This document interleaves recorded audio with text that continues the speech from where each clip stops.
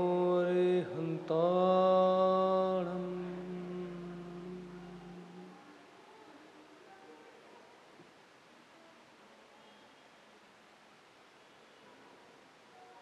उपस्थित सभी श्रोताओं को, श्रावकों को, साधकों को और पूजनीय माँ और पूरे परिकर को मेरी ओर से वंदन प्रणाम।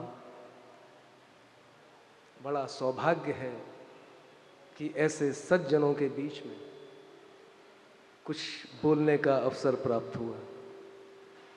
वो सत्य जिसका ना तो कोई आकार है, जिसकी ना कोई बात हो सकती है, जो मन, बुद्धि और वाणी से परे है, उसकी कुछ बात करने के लिए यह अवसर प्राप्त हुआ। क्या कहा, ज्ञान पंचमी है आज तो। मेरा ही ज्ञान मुझे पंच करता है, मुझे सताता है। इसी का नाम अविद्या है, इसी का नाम अज्ञान है, और इसी से ही अहंकार स्फुरित होता है। जैन धर्म से पहले कभी मेरा इतना सानिध्य नहीं रहा, लेकिन कल जब मैं माँ के पास बैठा और कुछ श्रवण किया तो कुछ ऐसे अद्भुत सूत्र निकल के सामने आए कि लगा ये तो बिल्कुल वैसी ही बात है। ये तो मनुष्य के अंतर्मन को खोजने की बात है, और यह तो मनुष्य को आत्मनिर्भर बनाता है, किसी दूसरे पे निर्भर नहीं बनाता।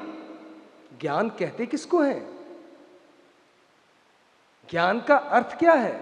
जो शुद्ध और अशुद्ध के परे है।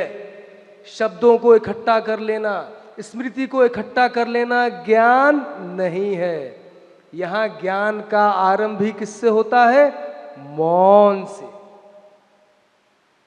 क्या है ज्ञान? विशुद्धम ज्ञानम, जो शुद्ध और अशुद्ध से परे है। मनंतरम, अंदर से अंदर भी वही है। तो बहिर्ब्रह्म सत्यम, वही बाहर है, वही ब्रह्म है, वही सत्य है। प्रत्यक प्रशांतम भगवत शब्द संज्ञम। प्रत्यक मतलब जिसमें एक भी विकार की लहर नहीं है। प्रशांत का अर्थ महासागर, अर्थात ऐसा महासागर जिसमें एक भी लहर नहीं उठती। भगवत शब्द संज्ञम, संज्ञा में उसे ही भगवान कहते हैं। यद्वासुदेवम कवियो वदन्ति। यही है जिसकी हर दिव्यता में वास है, ऐसा ऋषि कहते हैं। वो ज्ञान कहाँ है? अरे वो ज्ञान कहाँ नहीं है, वो ज्ञान आप है। क्या आप उस ज्ञान को प्राप्त हो सकते हैं? ये बात तो तब आएगी जब मनुष्य का मन जीवन के दुखों से आंदोलित होकर उन दुखों को ही सत्य ना मानकर और जीवन के सत्य की शोध में अपने इस मन को बुद्धि के संग लगा दे। प्राप्त क्या करना है? प्राप्त तो वही करना है जो है। थे ना गौतम ऋषि, किसमें फंसे थे? क्या प्रश्न था? आप लोग तो सुनते आए हैं। उत्पाद, ध्रुव्य, द्रव्य, वय।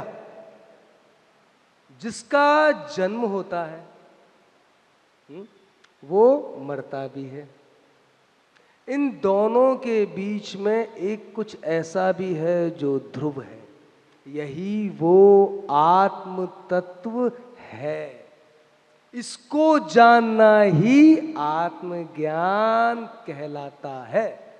जो इसको जानता है वह अपना ही मित्र बन जाता है, हो जाता है, और जो इसको नहीं जानता वह अपना ही शत्रु। तो जानना किसको है? जो आपके अंदर बैठा मन है उसको तो आप जानते हैं, पर मन क्या है? मन की सीमा है। आरंभ है, अंत है। पर जो मन को जानता है वो क्या है, वही द्रव्य है। ना हन्यते हन्यमाने शरीरे, शरीर के नाश हो जाने पर भी उसका नाश नहीं होता, और जब तक उसको जान न लिया जाए तब तक पुनरपि जननम पुनरपि मरणम पुनरपि जननी जठरे शयनम। तो बोले हमें ध्यान की कोई विधि बताइए। ध्यान की कोई विधि नहीं होती। आपको जान के आश्चर्य होगा, ध्यान की कोई विधि नहीं होती, और अगर ध्यान है तो जिस विधि से चलो उससे उसी ध्यान को उपलब्ध होते हो। विधि के पहले भी ध्यान है, विधि के बाद भी ध्यान है, और विधि में भी ध्यान ही है। ध्यान अर्थात वो अवस्था जिसमें कर्तृत्व और भोक्तृत्व दोनों लीन हो जाते हैं। हमें परेशान किसने किया है? हम दुखी किस बात से हैं? किस बात से हैं? हम इस शरीर को ही कर्ता मान बैठे हैं, या कहें अपने मन को ही कर्ता मान बैठे हैं। हम उस तत्व को नहीं जानते जिससे मन काम करता है, और जिस तत्व से ये मन काम करता है उसी तत्व से ये सारा अस्तित्व, सारा ब्रह्मांड प्रकाशित हो रहा है। उसके सिवा कोई दूसरा है ही नहीं। बहुत जान लो, भूगोल जान लो, अर्थशास्त्र जान लो, चारों वेद जान लो, क्या अर्थ है? ज्ञेयम ही परम तत्वम बहुज्ञातेन किमर्थमिह निर्विकल्प मनश्शांति बहुज्ञातैरपि दुर्लभ। बहुत जान लिया तो क्या जान लिया? ये भी जानते हैं, वो भी जानते हैं। अच्छा, क्या स्वयं को जानते हो? वो क्या है? तब तो तुम कुछ भी नहीं जानते। यही बात तो श्वेत केतु के साथ हुई। जब सारे वेदों का अध्ययन करके लौट रहा है, उसके पिता उसको देखते हैं, बोले अच्छा ये तो अहंकार से भर गया। बोले पुत्र क्या सीख क्या है? बोले जो कुछ सीखा जा सकता था वो मैंने सीख लिया, वो मैंने जान लिया। अच्छा बेटा, क्या तुमने उसको जान लिया जिस एक को जानने से सब जान लिया जाता है? और अगर उसको नहीं जाना तो सब कुछ जाना हुआ व्यर्थ है, मृत्यु उसको छीन लेगी। तो क्या कुछ ऐसा जाना जिसे मृत्यु भी नहीं छीन सकती?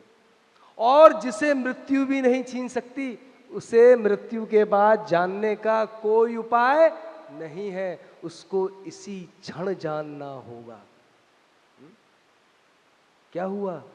गौतम बैठे हुए हैं, अपने अनुयायियों के साथ बैठे हुए हैं। क्या देखते हैं? आकाश की ओर नजर करते हैं। अरे नभ में बड़े बड़े विमान, गंधर्व देवता विमान में बैठ के चले चले जा रहे हैं। उनको क्या लगा? ओहो, लगता है मेरी तपस्या से सब बड़े प्रसन्न हो गए हैं। ये मेरी तपस्या का प्रभाव है कि ये सब विमान में बैठकर मुझसे मिलने आ रहे हैं। और तभी क्या देखा? विमान उनके सर से ऊपर निकल के आगे चला गया। ये क्या हुआ? मैं तो सब कुछ जानता हूं। तब भी ये विमान रुका नहीं। कहां जा रहा है ये? किसके पास जा रहा है ये? कहां जा रहे थे सब? भगवान महावीर के पास। पहुंच गए अपने 500 शिष्यों को लेके, इंद्रभूति नाम था।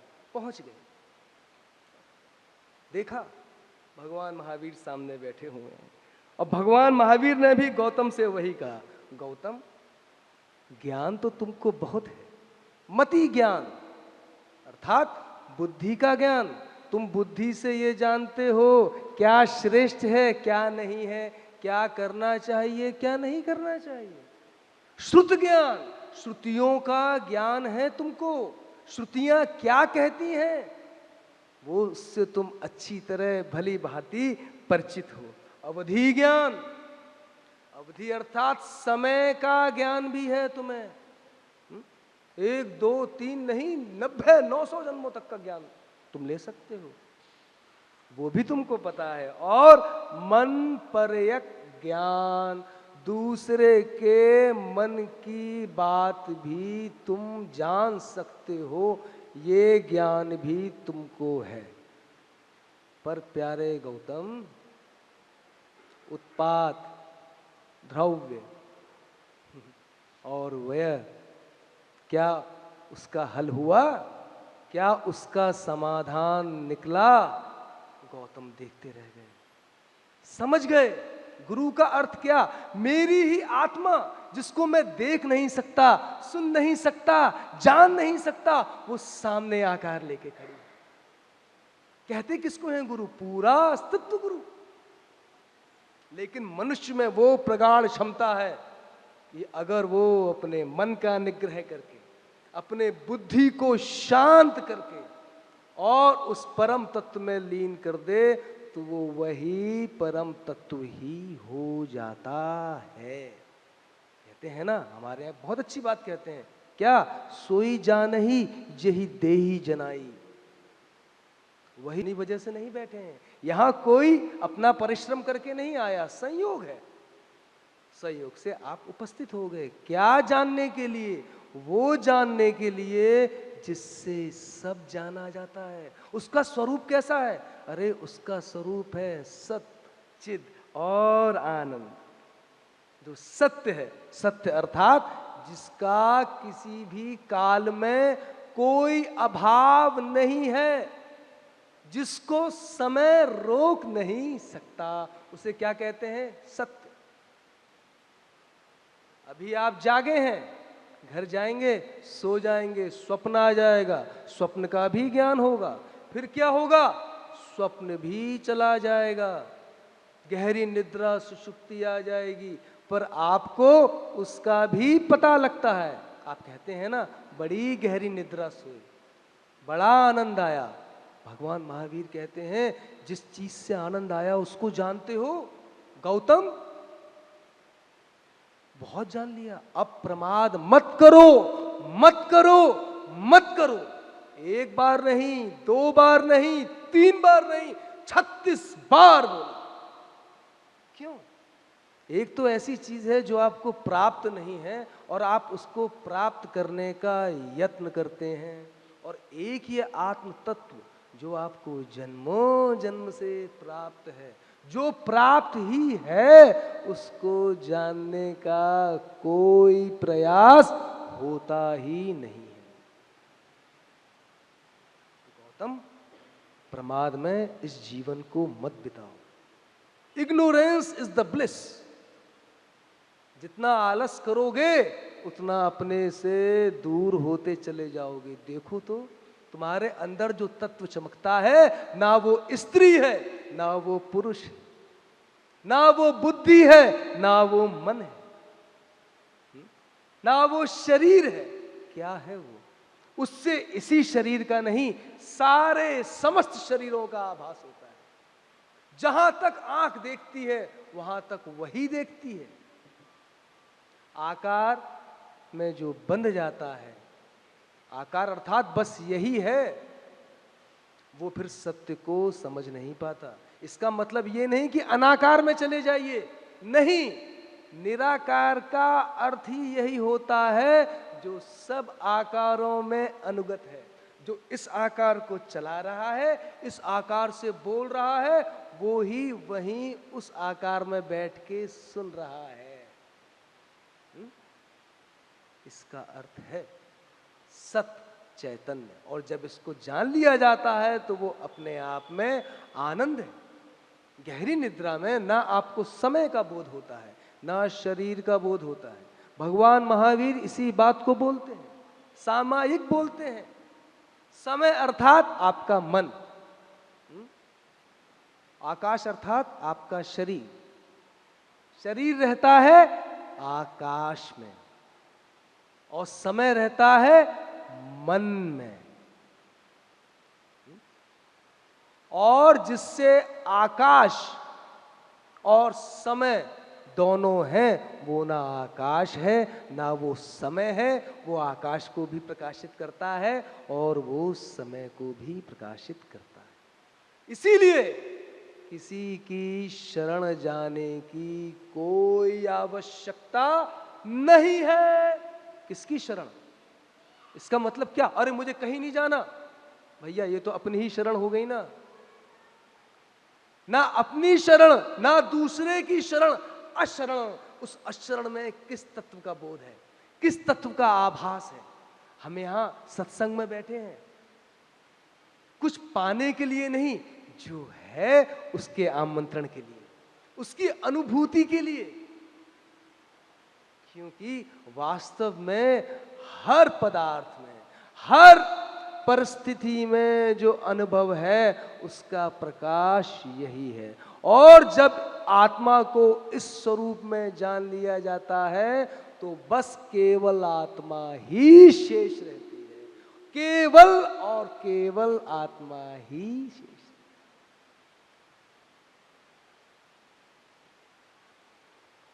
कैसे जानेंगे? जानने के लिए पहली बात, कितनी सुंदर हम बात सुन रहे थे, क्षमा। आप सबने क्या किया? हम क्षमा करते हैं। हमसे जो अपराध हुआ है हम क्षमा करते हैं। किसको?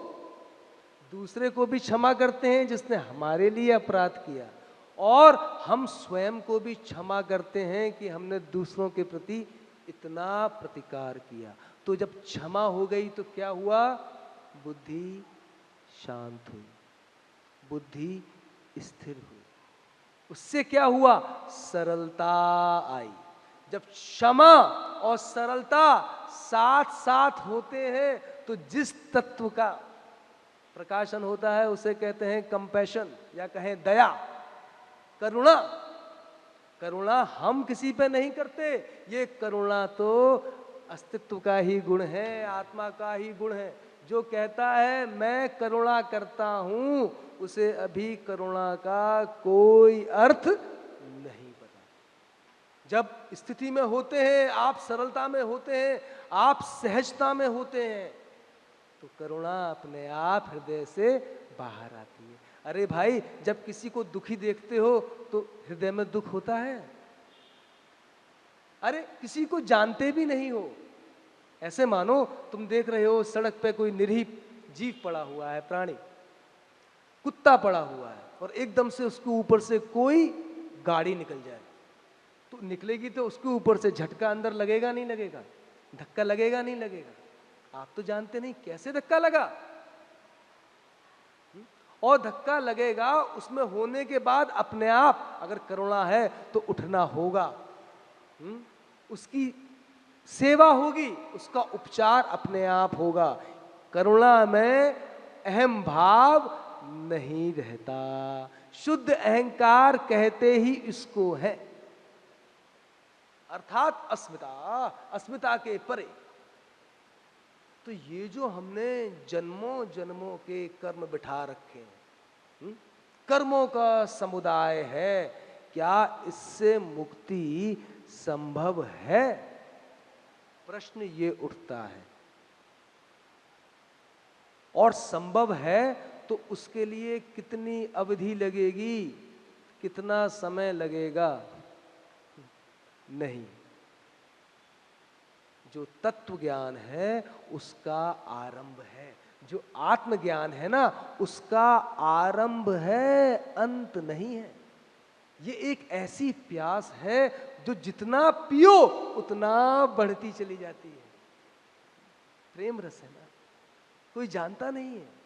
लोग समझते हैं ज्ञान अलग है, प्रेम अलग है। अरे भैया, शब्दों को बीच में लाके तुम कभी उसको नहीं समझ सकते। केवल शास्त्रों के अध्ययन से नहीं होता है, समझने के लिए पूरे प्राण लगाने पड़ते हैं।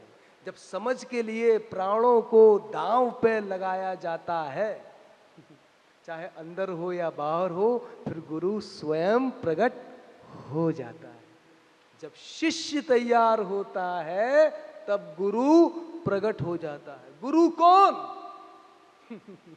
गुरु वो जिसको देखते ही वो आपको अपने जैसा बनाए। गुरु वो नहीं जो शिष्य बनाए, गुरु वो जहां आंखों में झांकते ही मन रुक जाए, स्तब्ध हो जाए।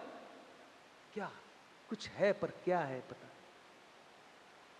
और कौन है गुरु? आत्मनो गुरुरात्मैव पुरुषस्य विशेषतः। आत्मा ही सबका गुरु है, मनुष्य का विशेष रूप से। क्यों? क्योंकि हर मनुष्य जानता है कि उसके लिए क्या अच्छा है और क्या बुरा है। उसके अंतस में बैठा जो तत्व है, लोग उसको इग्नोर करते हैं, नहीं सुननी है अंतरात्मा की आवाज, पर गहरे में सब जानते हैं कि मेरे लिए कहां हित है और कहां अनहित है। ये किसका प्रताप है? ये उसी आत्म तत्व का प्रताप। अब ध्यान, वैसे तो ध्यान के सिवा कुछ है नहीं, पर ध्यान किया कैसे जाए? देखिए, जब भी आपका मन और बुद्धि पूरे हो जाते हैं, ध्यान अपने आप होना चालू हो जाता है। अगर आप मेरी बात सुन रहे हैं तो मेरी बात को कहने में और आपके मन को समझने में क्षण भर का भी समय नहीं है। इधर बात कही जाती है, उधर समझ में आ जाती है। शांति है क्या? शांति का स्वरूप क्या? अरे शांति अर्थात मृत्यु से होके गुजरना पड़ेगा, और मृत्यु परम आनंद है। ध्यान रखना, मृत्यु भय नहीं है। जिसने मृत्यु को जान लिया वही आनंद को प्राप्त हुआ। तो तत्व क्या? कमा लेंगे, धमा लेंगे, जब बुढ़ापे को प्राप्त हो जाएंगे तब भगवान की खोज करेंगे। अरे भगवान महावीर कहते हैं गौतम से, गौतम इन इंद्रियों का भरोसा मत करना।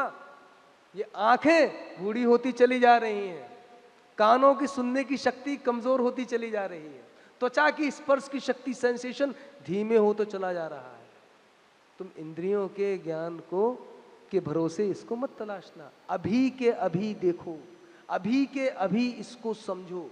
ये वृद्धा अवस्था में पाने जैसी चीज नहीं है। अरे अभी आप युवा हैं, आपके अंदर पूरी शक्ति का संचार है, आप अभी उसको देखने में पूरा सक्षम हैं। सत्य को जिया जाता है, और जो सत्य को जीता है ना, उसका आयाम ही दूसरा हो जाता है। वो अपनी पहचान से मुक्त हो जाता है। हमको बांधा किसने है? हमको बांधा है हमारी पहचान ने। हम ये, हम वो। हाँ भाई, कैवल्य में इसके लिए कोई स्थान नहीं है।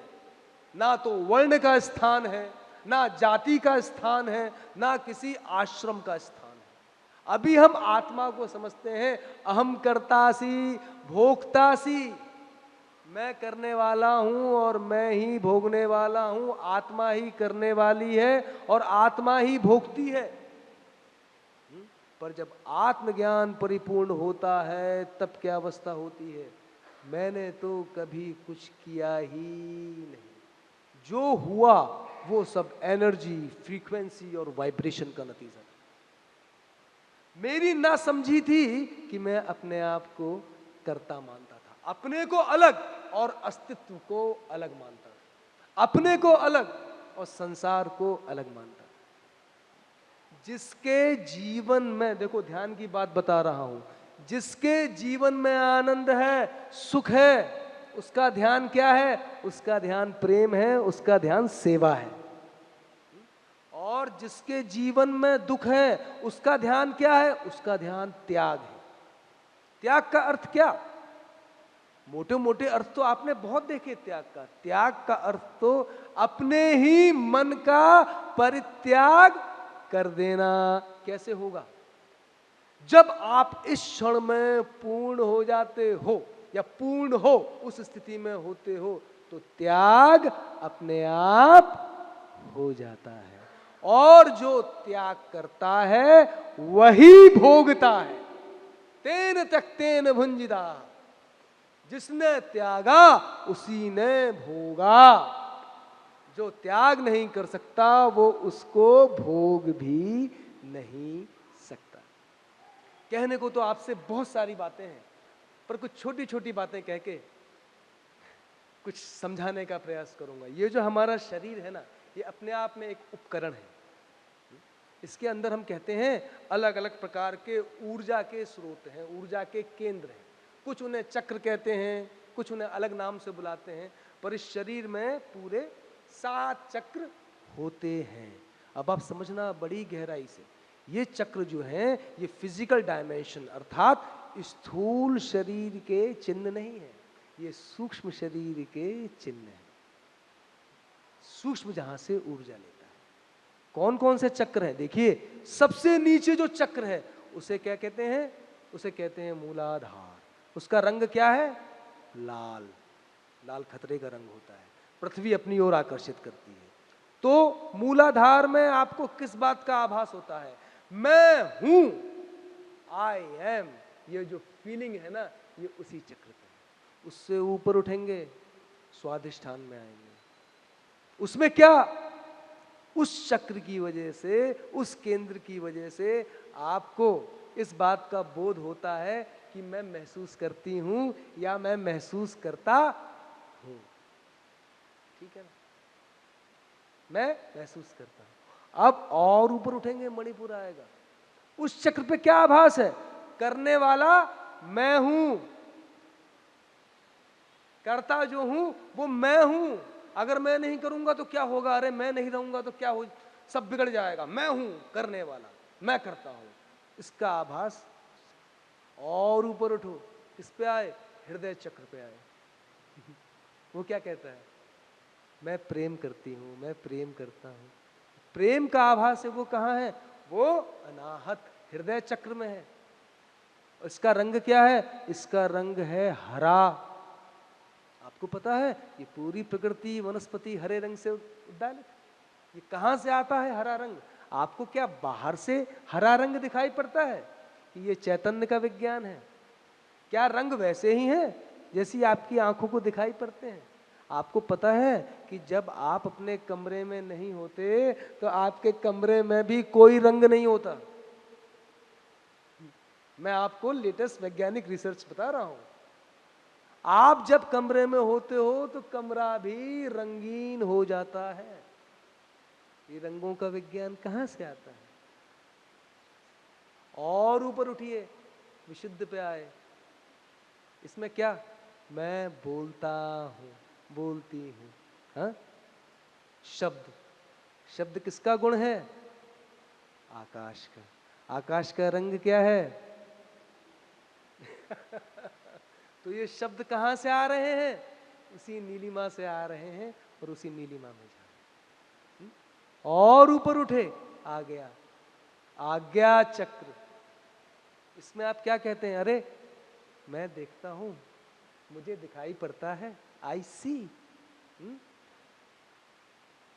अब सबसे ऊपर का चक्र आ गया, सहस्त्रार। इसमें क्या है?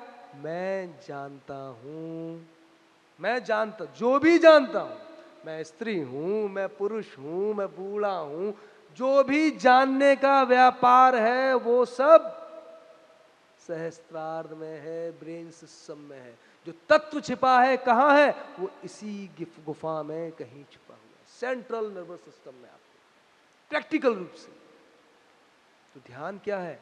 ध्यान का अर्थ है, वैसे तो मैंने जैसे कहा कि ध्यान की कोई विधि नहीं होती, पर विधि किसकी होती है? विधि होती है ऊर्जा को ऊपर उठाने की। जिस ऊर्जा का प्रवाह अभी ग्रेविटेशन की वजह से नीचे की ओर हो रहा है, हम कहते हैं ना, इच्छाओं से हम छूट नहीं पाते, इच्छाओं से हम बड़े परेशान हैं। कैसे इस इच्छा से मुक्त हो? जब ऊर्जा का प्रवाह नीचे से ऊपर की ओर हो जाता है, तब इच्छाएं अपने आप गिरने लगती हैं। इच्छा छोड़ के आज तक कोई इच्छा छोड़ नहीं पाया। लोग कहते हैं अब मुझे कोई इच्छा नहीं करनी। भैया ये भी तो इच्छा हो गई, इच्छा नहीं हुई। मुझे कोई इच्छा ना हो, ये भी एक इच्छा हो गई। तो इसका विज्ञान क्या है? इसका विज्ञान यही है। अभी माता जी बता रही थी ध्यान कराएंगे बच्चों को, बच्चों के ब्रेन सिस्टम से मतलब और डेवलप करेंगे। आपको पता है जब आप सहज और सरल रहते हैं तो आपके सानिध्य से, आपकी प्रेजेंस से बच्चे का ही नहीं, आसपास जितने लोग होते हैं उनका चैतन्य ऊपर उठने लगता है। जब आप है तब आप सत्य हो जाते हैं। और सत्य होने के बाद क्या होता है पता है? केवल आपके होने से कम 10 लाख लोगों की नेगेटिविटी अपने आप बैलेंस होने लगती है। ये जो चैतन्य का विज्ञान है ये बिल्कुल अलग है। ये जो आप दुनिया देख रहे हैं इसमें 82% लोग चैतन्य के नेगेटिव आयाम में रहते हैं, नेगेटिविटी में रहते हैं, और बाकी जो 18% हैं ये पॉजिटिव से चालू होता है, ये कंट्रोल करते हैं। जैसे आप थोड़े पॉजिटिव हैं, थोड़े से पॉजिटिव हैं, तो आपके पॉजिटिव होने से 10 या 15 लोगों की नेगेटिविटी अपने आप बैलेंस हो जाएगी। तो ध्यान करेंगे? ध्यान की इच्छा है? 5 मिनट के लिए ध्यान में जाएंगे? हाँ, तो ठीक है। सब लोग आलती पालती मार लें।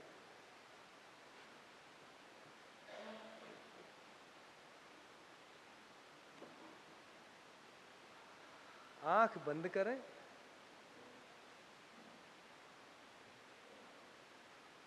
तीन बार गहरी सांस लें नाभि से।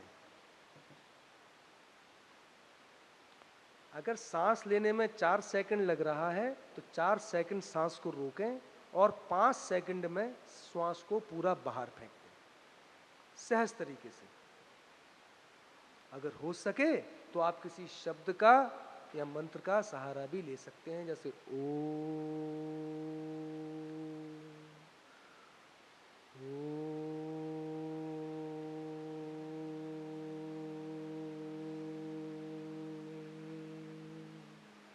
जब आप ये ओम का उच्चारण करते हैं तब आप ये पाएंगे कि ऊर्जा जो है ऊपर की ओर उठती है। जब आप श्वास को बाहर छोड़ते हैं तो ऊर्जा अंदर से ऊपर की ओर उठने लगती है। तो अभी क्या करेंगे, हम 10 बार ओम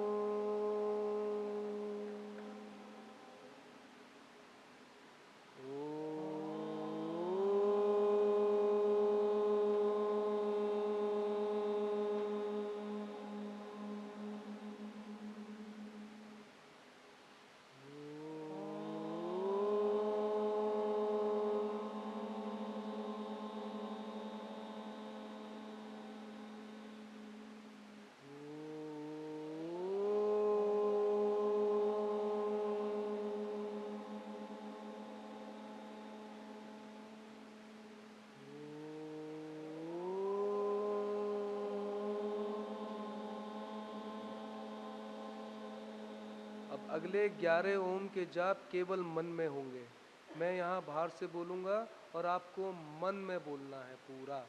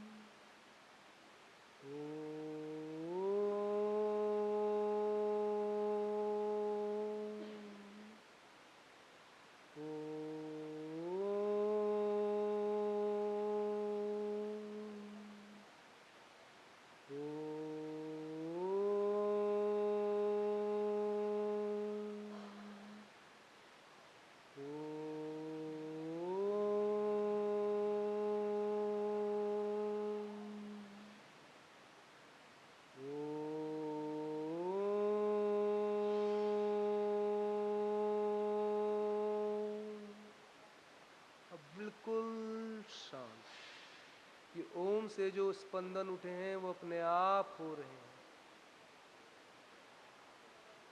उनको होने दीजिए। किसी भी शब्द का, दृश्य का कोई विरोध मत कीजिए।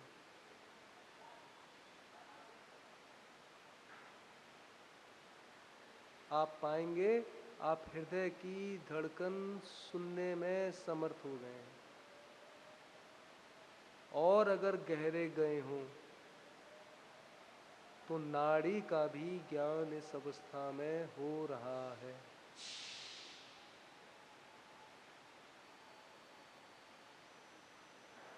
बिल्कुल मौन, बिल्कुल शांत। ऐसे भी बोला जा सकता है जहाँ बोलने वाला ना हो।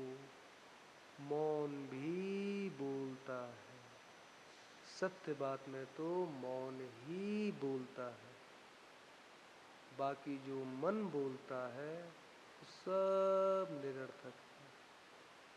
बोलने वाला जो तत्व है वो मौन है।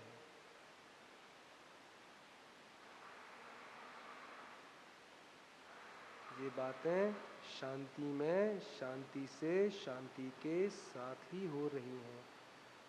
शांति ना कहीं आती है ना कहीं जाती है। उपद्रव आता है और उपद्रव चला जाता है।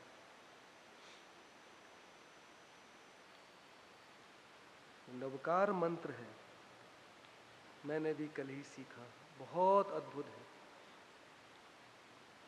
जो पहला मंत्र है नमो अरिहंताणम, ये सहस्त्रार्थ का मंत्र है।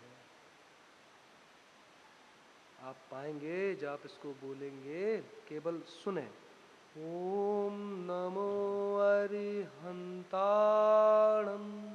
जब णम बोलते हैं तो जो स्पंदन होता है ये सहस्त्रार्थ में होता है।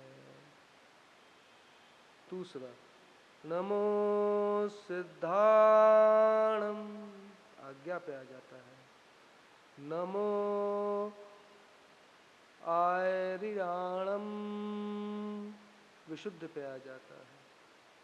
नमो उवज्झायाणम, अनाहत पे आ जाता है। नमो लोए सब्ब साहुणम, ये मणिपुर पे आ जाता है। ये भाव है। सर्वे भवन्तु सुखिनः, सर्वे सन्तु निरामय, सर्वे भद्राणि पश्यन्तु, माँ कश्चित् दुःख भाग भवेत्। सबके अंतस में बैठे अरिहंत को मेरा प्रणाम। जो सिद्ध है, सिद्ध अर्थात जो उस अवस्था को प्राप्त हो गए, अब शरीर में नहीं है, अर्थात वही कैवल्य है, उसको मेरा प्रणाम। नमो आयरियाणम, जितने आचार्य हैं उन सबको मेरा प्रणाम, अर्थात जिनके आचरण में सत्य आ चुका है, ऐसे आचार्यों को नमन। नमो उवज्झायाणम, सारे उपाध्यायों को मेरा प्रणाम। उपाध्याय अर्थात समी, अध्याय मतलब अध्ययन। जो इस अध्ययन में जुट चुके हैं कि सत्य क्या है, ऐसी चेतनाओं को मेरा हुणम। और जितने भी साधु गण हैं उन सब को मेरा प्रणाम। साधु कौन? अर्थात जिनके हृदय में सरलता आ गई है और सत्य के लिए खोज आरंभ हो गई है। ऐसे साधुओं को प्रणाम, जिन्होंने उस खोज में अब अध्ययन में लग गए हैं, स्वाध्याय में लग गए हैं, अपने इस शरीर के विचित्र विज्ञान को समझ में लग गए हैं। ऐसे उपाध्यायों को नमन।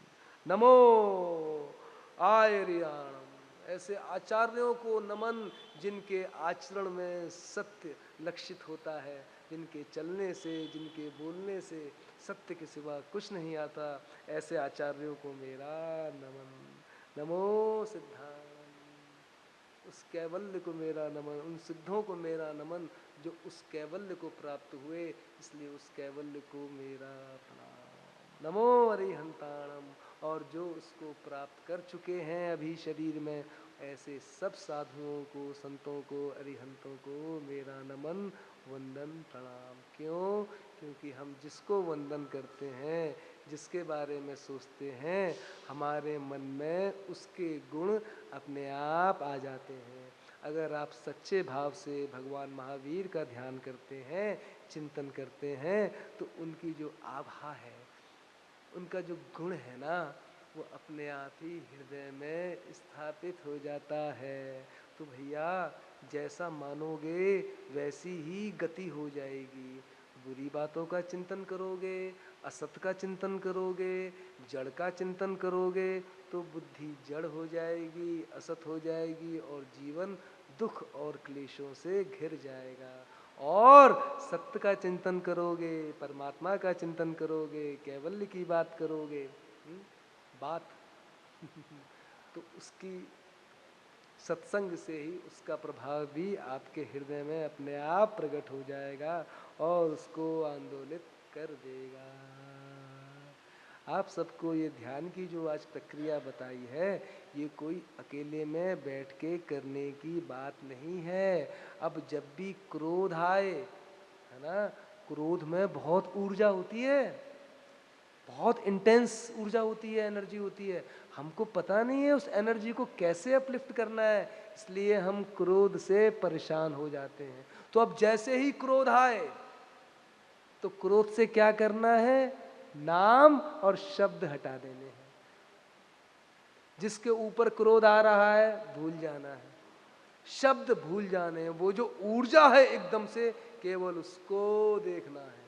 और एक बार बड़े प्रेम से ओम जैसे ही आप कहेंगे, तो जितनी ऊर्जा से अभी नहीं चढ़ा था, उससे चौगुनी रफ्तार से क्रोध में वो ऊर्जा ऊपर हो जाएगी। फिर तो आपको पता लगेगा, अरे फिर तो आप क्रोध का इंतजार करने लगोगे, जल्दी क्रोध आए, जल्दी क्रोध आए, और मजे की बात फिर क्रोध आएगा नहीं। क्यों? अब विद्या मिल गई। जिन चीजों से आप अज्ञानतावश परेशान थे, अब ज्ञान होने से वही सब चीजें परमार्थ के ज्ञान में सहायक बन जाएंगी। हाँ? आप सबने इतने प्रेम से, इतने प्यार से आज के वार्ता को सुना, आज के ध्यान को समझा। मैं सबकी आत्मा से यही आत्मनिवेदन करूंगा और प्रार्थना करूंगा कि सबके जीवन में उस परम आनंद की क्षण क्षण अभिव्यक्ति हो, आनंद हो, जिससे मनुष्य के जीवन में सेवा का, प्रेम का, करुणा का उद्गार हो, और यही जीवन रहते रहते ही जीवन के सत्य में मनुष्य का मन जो है एक हो जाए। नमो अरिहंताणम, नमो सिद्धाणम, नमो आर्याणम, नमो उवज्झायाणम, नमो लोए सत्वसाहुणम। मंगलम भगवान वीरो, मंगलम गौतमो गणी, मंगलम कुंद कुंदाद्यौ, जैन धर्मोस्तु मंगलम। ये तत्व सबको अपने को जीतने की सामर्थ्य दे, सबको सत्य मार्ग पर अग्रसर करे, और सबके जीवन में आनंद की अनुभूति लाए। ओम नमो।